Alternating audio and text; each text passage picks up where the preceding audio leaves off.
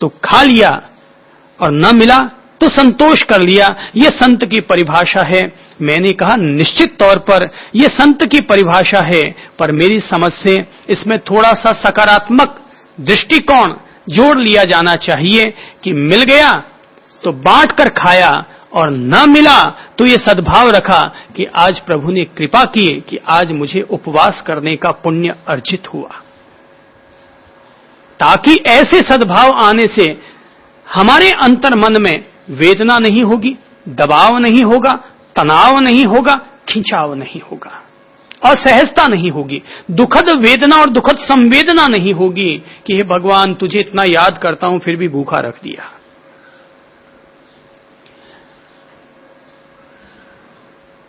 जीवन में अनुकूल और प्रतिकूल दोनों ही परिस्थितियां बना करती हैं।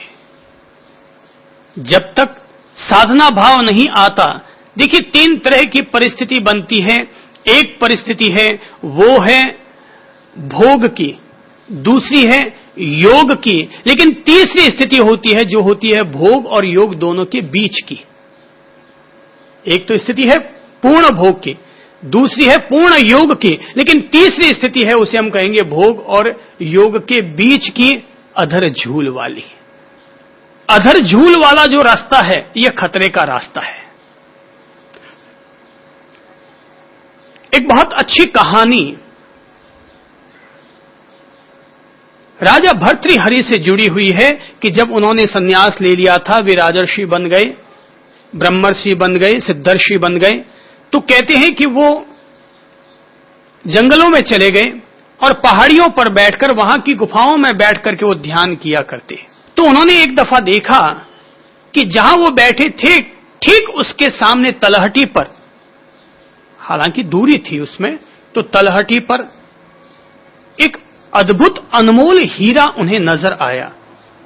एक पल के लिए उनके मन में अंतर्भाव उठे, तमन्ना उठी, अरे यार क्या अद्भुत हीरा है, मैंने आज तक अपने राजकोष में भी ऐसा हीरा नहीं देखा था। बैठे किसमें थे? ध्यान में, साधना में बैठे थे।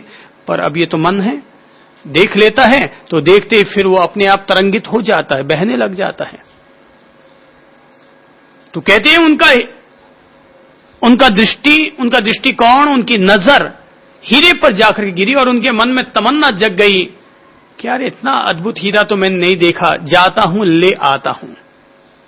वे ऐसा सोच ही रहे थे कि अच्छा खड़ा होता हूं, कुछ इस तरह का चिंतन कर रहे थे कि इतने में ही देखा उन्होंने कि पूर्व दिशा से एक सुभट घोड़े पर दौड़ता हुआ चला आ रहा है, तो पश्चिम दिशा से भी एक सिपाही, एक राज सैनिक घोड़े पर दौड़ता हुआ चला आ रहा है। दोनों तरफ से दौड़ लगी हुई है, आमने सामने आ रहे हैं। भर्तृहरि ने सोचा अरे ये लोग क्या कर रहे हैं। तभी देखा 2-4 सुभट उधर से, 2-4 सुभट इधर से। वे आकर के उसी हीरे वाले स्थल पर पहुंच गए, तलवारें तन गई। वो कहता है हीरा मेरा, वो कहता है हीरा मेरा। तलवारें निकल पड़ी, तलवारें चल पड़ी, आपस में तलवारें खिंच गई, लहू लुहान हो गए, सबकी लाशें वहीं ढेर हो गई। हीरा वहीं का वहीं रह गया, आसपास में लाशें ही लाशें बिछ गई। भर्तृहरि को तब जीवन का ज्ञान मिल गया, अध्यात्म का सार मिल गया, अध्यात्म की कुंजी मिल गई कि जो तटस्थ है वही सुखी है, और जो कभी राग की तरफ और कभी द्वेष की तरफ अपने चित्त को घड़ी के पेंडुलम की तरह अगर इधर उधर डोलाता रहता है, वह व्यक्ति सदा दुखी रहता है। ठीक वैसे ही जैसे कि इस एक हीरे के लिए अनेक अनेक सिपाही और सुभट मर गए, हीरा वहीं का वहीं, हीरा वहीं का वहीं और वहीं का वहीं, लेकिन फिर भी लाशों पर लाशें बिछती चली गई। एक प्रकार से आज अपन श्री भगवान के जिन सूत्रों पर चिंतन और मनन करेंगे अपने साधना के विकास के लिए, हम लोग जो पवित्र मार्गदर्शन प्राप्त करेंगे वो ऐसा ही मार्गदर्शन समझें कि वह व्यक्ति को तटस्थ भाव की ओर ले जाता है, साक्षी भाव की ओर ले जाता है। प्रत्येक अपन साधक को यह बात मान लेनी चाहिए, जान लेनी चाहिए, भली भांति दिल में घर कर लेनी चाहिए कि साधना की कुंजी अगर कोई है तो वो साक्षी भाव है। साधना की आत्मा अगर कोई है, आत्मज्ञान की अगर चाबी कहीं से शुरू होती है, अनासक्ति और मुक्ति का द्वार कहीं से खुलता है, तो एक अकेली चीज है और वो है साक्षी भाव। इसी साक्षी भाव को विकसित करने के लिए बुद्ध ने अपनी ओर से मार्ग दिया है और वो मार्ग है अनुपश्यना का मार्ग। अनुपश्यना अर्थात शरीर में उदय होने वाले, शरीर में विलय होने वाले प्रत्येक तत्व और प्रत्येक प्रकृति, प्रत्येक भाव दशा का संप्रज्ञान करना, उसको भली भांति जानना, उसकी प्रत्यक्ष अनुभूति करना और अनुभूति करते हुए अपने साक्षी भाव को, तटस्थ भाव को अधिक से अधिक विकसित करते चले जाना, इसका नाम है अनुपश्यना।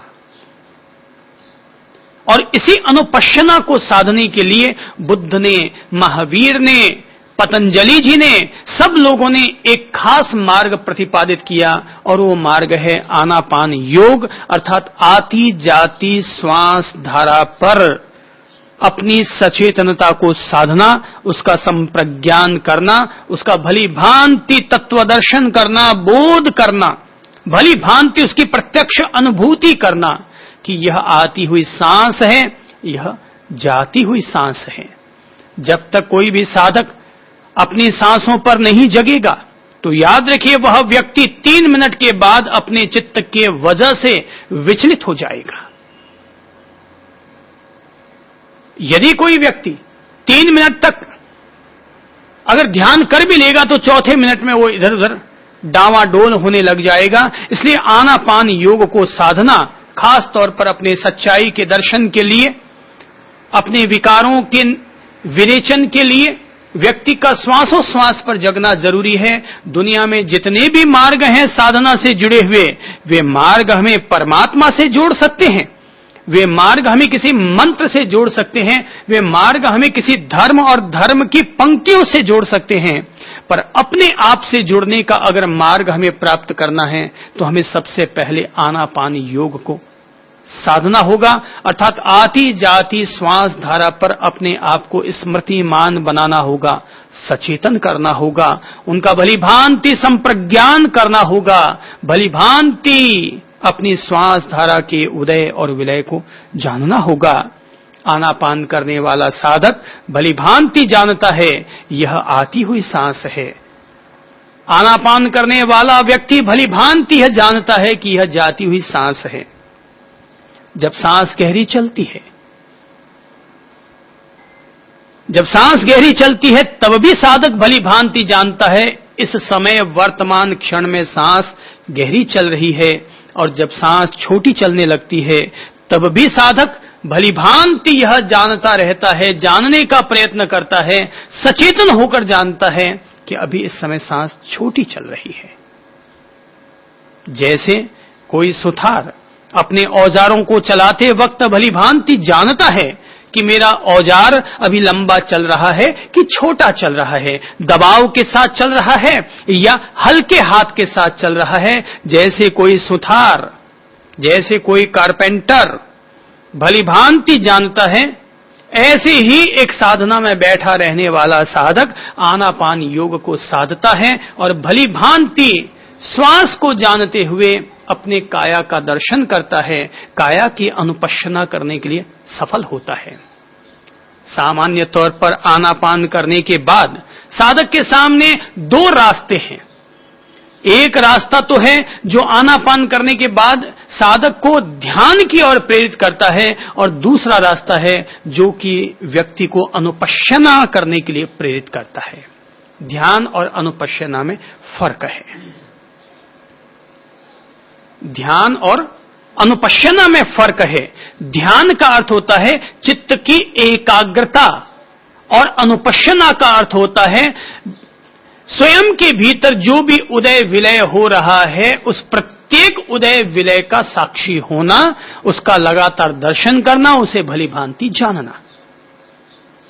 ध्यान में जो हो रहा है उस पर गौर नहीं किया जाता, वरन जो उसे होना है वह उस लक्ष्य की ओर अपने आप को तत्पर करता है। ध्यान में और अनुपश्यना में यह बुनियादी फर्क है। ध्यान अर्थात चित्त को ऐसे तत्व के प्रति केंद्रित करना है जो कि उसका लक्ष्य है। जैसे प्रभु की मूरत पर ध्यान करना, जैसे कि श्वासोश्वास के साथ ओम का ध्यान करना, जैसे कि अपने हृदय प्रदेश पर ध्यान धारण करना, अर्थात अपने चित्त को एकाग्र और स्थिर करने का प्रयत्न करना, ये ध्यान का अभ्यास हुआ। और अनुपश्यना क्या है? वहां पर चित्त को प्रयास पूर्वक केंद्रित नहीं किया जाता, वरन जो कुछ उदय हो रहा है उसका वह साक्षी होता है। दोनों अलग अलग मार्ग हैं। क्या कहा आपने?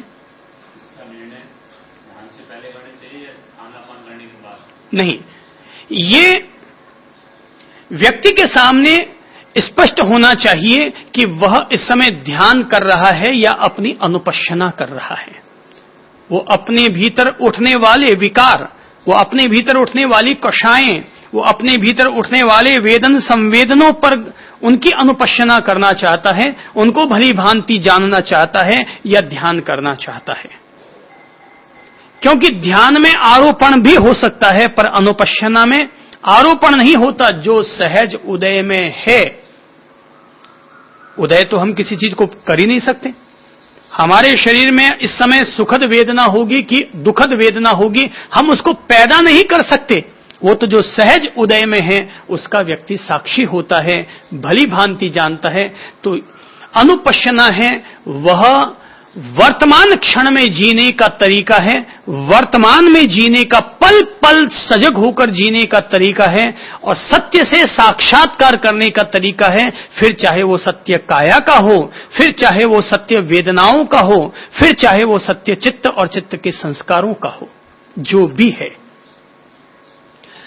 पहले चरण में साधक को पहले दिन न तो आनापान ढंग से होता है और न ही काया की अनुपश्यना ढंग से होती है।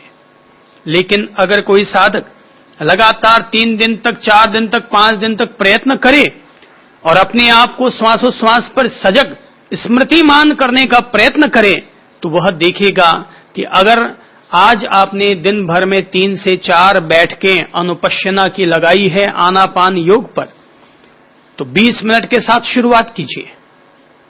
एक बैठक को 20 मिनट की बनाइए, तो 20 मिनट तक पहले लंबे गहरे श्वास, फिर सहज श्वास, फिर